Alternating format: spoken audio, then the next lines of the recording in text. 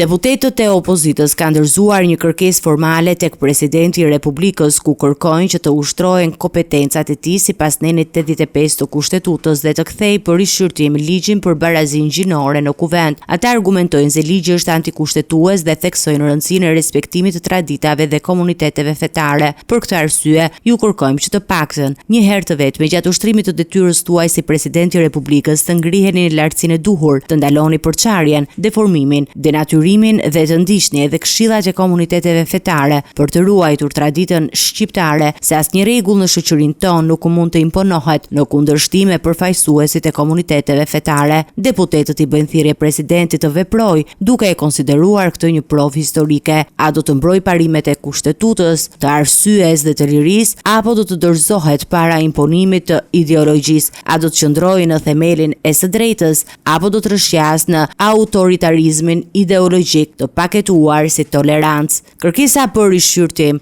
kërkon që ligji të kthehet në kuvent për të shqyrtuar pasojat e mundshme mbi strukturën shoqërore dhe traditat lokale, duke siguruar që asnjë depozite religjore të mos bie në kundërshtim me komunitetet fetare dhe me parimet kushtetuese. Me 6 nëntor, kuvendi miratoi me 77 vota pro të mazhorancës projekt ligjin e shumë debatuar për barazinë gjinore, kundër votuan 36 deputetë opozitës, të cilët e kanë kritikuar ligjin ashpër, duke thënë se qëllimi është shkatërrimi i familjes.